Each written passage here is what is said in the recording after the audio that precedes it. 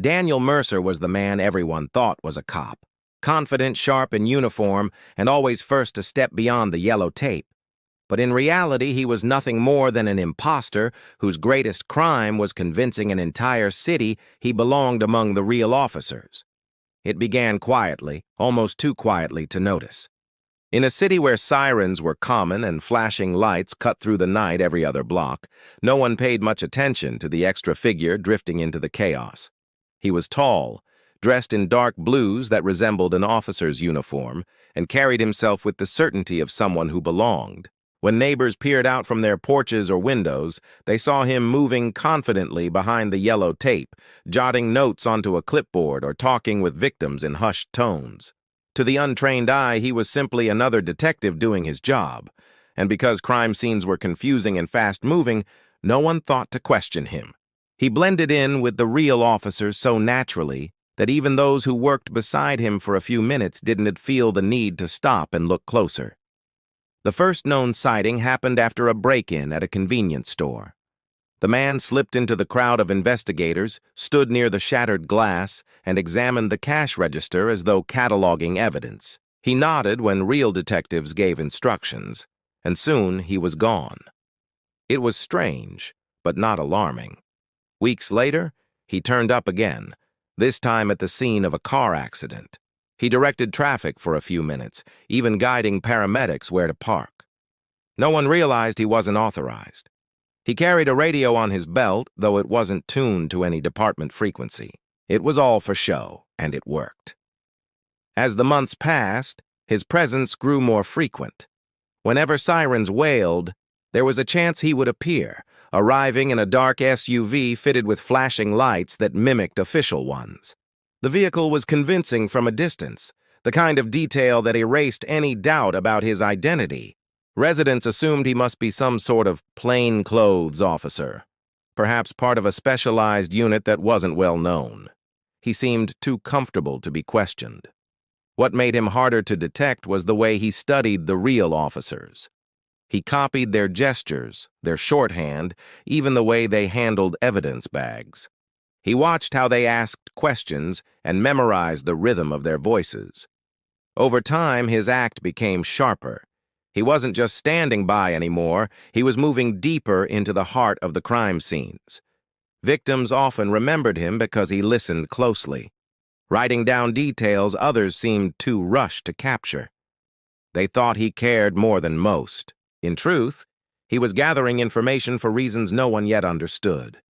There were moments, even early on, when something about him didn't fit. His boots were a little too clean. His badge flashed too brightly under streetlights as if it were brand new and unused. His uniform lacked the wear and tear of daily service, but in the chaos of emergencies, small details vanished under bigger concerns. People wanted to believe they were safe, and an extra officer seemed like a blessing rather than a threat. No one guessed that each appearance was part of a careful routine, a calculated intrusion into a world where trust was everything. The man's quiet intrusion into the city's darkest nights was just beginning. At first, he was little more than a shadow at the edge of the scene, overlooked by everyone. But with each new incident, he stepped closer to the center, tightening his grip on the illusion he had built. And in those early months, no one could have predicted how deeply his deception would sink, or how dangerous his presence would become. Patterns often go unnoticed until someone looks back and connects the pieces.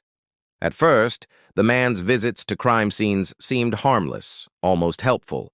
He appeared, took notes, and vanished before anyone thought to challenge him. But as the weeks stretched into months, his role grew bolder. He wasn't just lingering on the sidelines anymore, he was stepping into the center, carving out a place where he had no right to be. Victims and bystanders began to recognize him, not as an impostor, but as a trusted figure who seemed to care more deeply than the rest. His false sense of authority was becoming stronger, and with it came subtle consequences that no one traced back to him. The first warning signs surfaced in police reports. Evidence that had been logged at scenes was later discovered missing, misplaced, or altered. Witness statements were incomplete or strangely inconsistent. At the time, officers blamed heavy workloads or simple mistakes, but the truth was more sinister.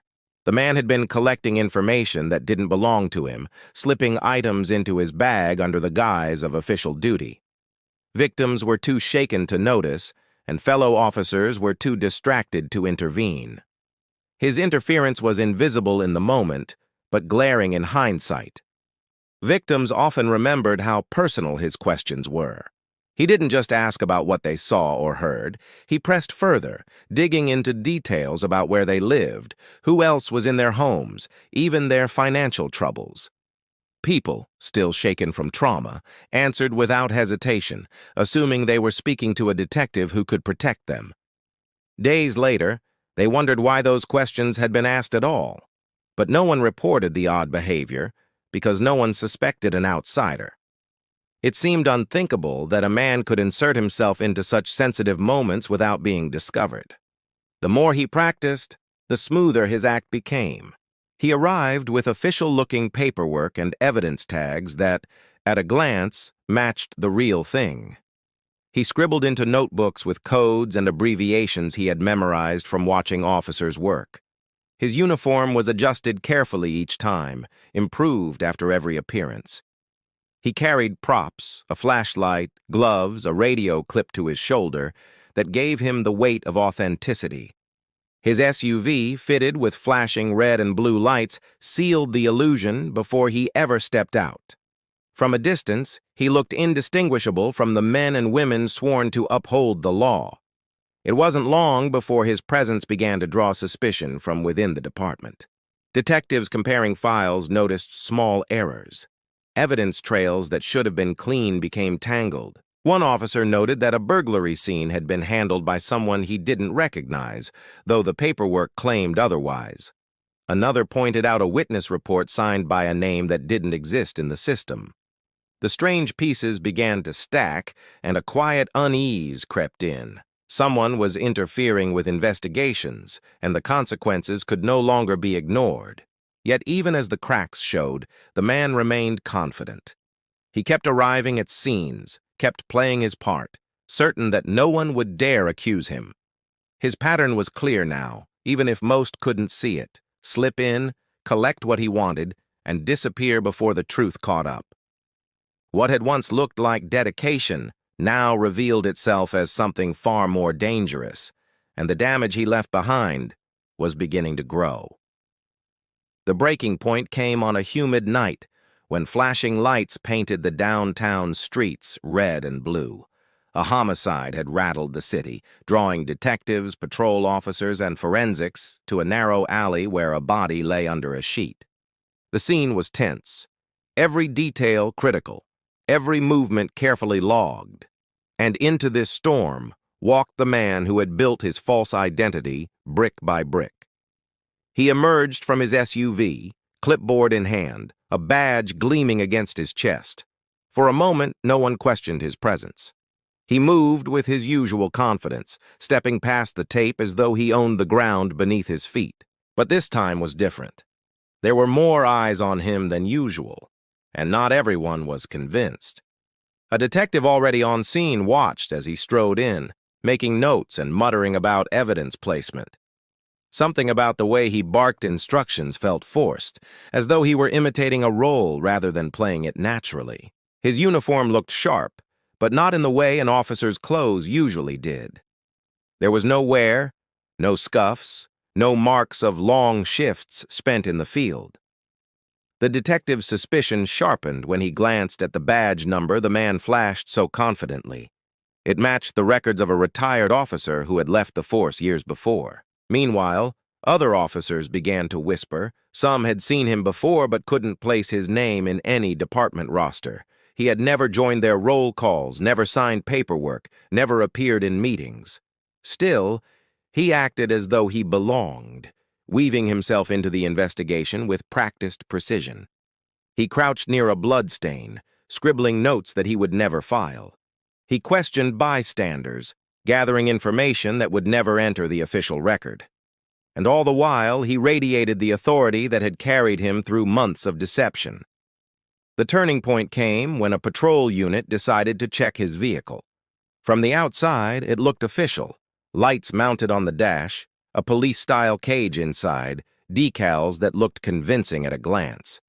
But once the doors opened, the truth spilled out.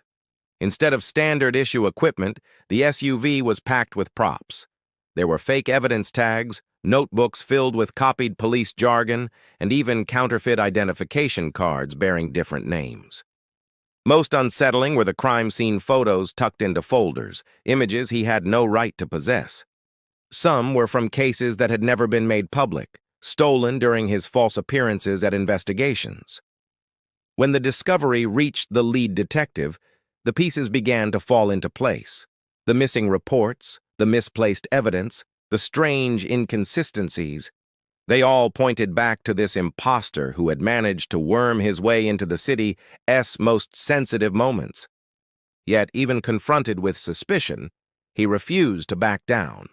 He insisted he was part of a specialized task force, one so secretive that no one else had clearance to know about it. His voice carried the same confidence that had fooled so many before, but the walls of his illusion were crumbling. For the first time, the officers around him were no longer looking past the act. They were looking directly at him, dissecting every detail, and realizing that the man they had trusted in silence was nothing more than a skilled liar. The investigation that had been quietly brewing now had its target, and the city's strangest intruder was finally running out of places to hide. The decision to catch him came quickly once the truth was undeniable. Investigators understood that confronting him too soon could allow him to slip away, just as he had done many times before. Instead, they crafted a quiet plan designed to expose him in front of everyone. The idea was simple. Let him walk into a scene he believed he could control, and then close the net around him. Officers studied his habits and noticed that he seemed to appear most often at high-profile calls, the kind that drew crowds and media attention. If he thought he could shine among flashing lights and chaos, then that was where he would be caught. The opportunity arrived with the report of a burglary in progress at a commercial building on the edge of the city. It wasn't the most dramatic crime, but the call was handled as though it required heavy response. Patrol cars swarmed the area, detectives were visible near the perimeter, and the sound of sirens filled the night. Everything was staged perfectly to draw him in. Officers waited, pretending to be absorbed in their duties, though their eyes kept drifting to the street for the familiar dark SUV. As predicted, he came. His vehicle rolled slowly into the scene, lights flashing convincingly, the man inside gripping his clipboard with the same air of false authority he had carried for months. Without hesitation, he stepped out, adjusting his uniform and striding toward the tape as if the investigation could not move forward without him. He waved at a pair of officers, trying to blend in with the ease he had perfected. But this time, no one waved back. Instead, eyes followed him, silent and watchful, as the trap closed. He didn't notice the shift at first. He moved toward the entry point, demanding access and speaking in a tone meant to convey command. His hand reached for the tape as though it were his right to cross. That was when the first detective stepped forward, flanked by two others. The impostor hesitated, his confidence faltering for the first time. Before he could retreat, uniformed officers emerged from both sides, surrounding him in a tight circle. The night air was thick with tension, and bystanders craned their necks to see what was happening. The false badge that had fooled so many was ripped from his chest, the cheap metal glinting under the floodlights before it was tossed aside. His hands were forced behind his back, cuffs snapping shut in front of dozens of witnesses. His face drained of color, and the silence that followed was heavy, broken only by the sound of his vehicle being searched on the spot. One by one, his carefully crafted tools of deception were pulled into the open. Flashing lights wired crudely into the SUV, counterfeit forms, and stacks of photographs he should never have had spilled across the hood of the car. What had begun as a performance ended in humiliation. The man who once slipped so easily into scenes of tragedy was exposed as a fraud in the very environment where he had thrived. His arrest was more than a disruption. It was a spectacle, a moment when the thin line between truth and deception shattered under the weight of undeniable proof.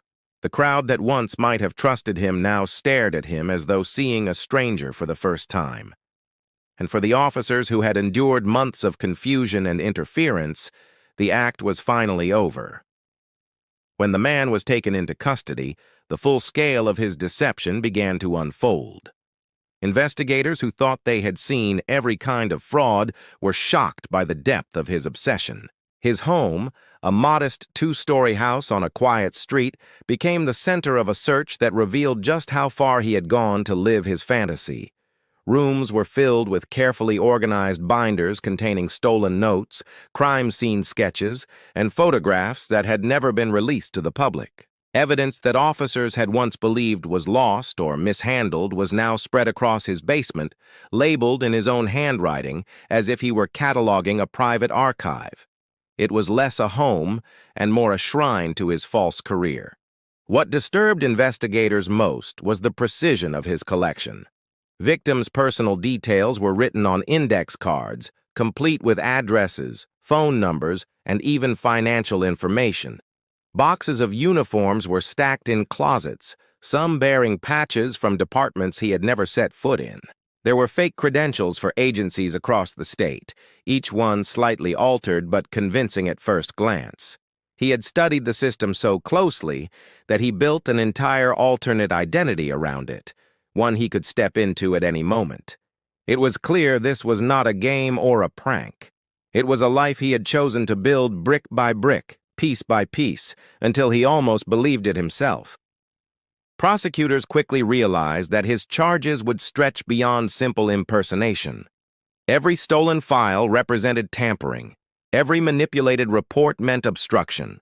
The personal information he had gathered without permission opened the possibility of fraud and identity theft. What had seemed like a man playing dress-up with a badge now appeared as a calculated campaign that endangered investigations and put innocent people at risk. His courtroom appearances drew crowds, with residents eager to glimpse the man who had fooled an entire city by standing in plain sight. The fallout within the police department was equally heavy. Officers reviewed months of cases, unsure which ones had been tainted by his interference. Families of victims questioned whether the justice they sought had been delayed or denied because of his actions. Some wondered aloud how no one had noticed sooner, how someone could walk among trained professionals and escape scrutiny for so long. The answers were uncomfortable. His disguise had worked because people wanted to trust authority, and he had exploited that trust with uncanny precision.